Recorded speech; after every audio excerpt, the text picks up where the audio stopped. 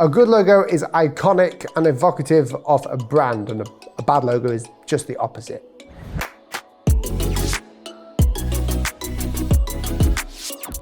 Hi, I'm Will Paterson. I'm a graphic designer specializing in logo design and branding. I first got into logo design when I didn't like the fonts that I downloaded onto my computer. So I started drawing out letters, found hand lettering, I started composing them. And from there, I went into logo design.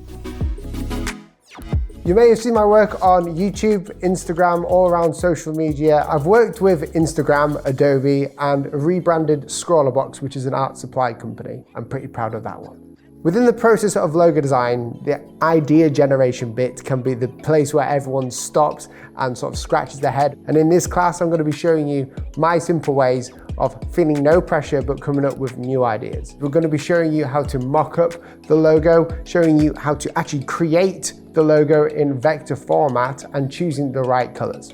The project that you're going to be doing today is creating a logo for a fictitious company, and that could be any company that you like or the one that I'm going to be working on today. Something I wish I knew when I first started designing logos was that bad ideas aren't bad, they're good for you.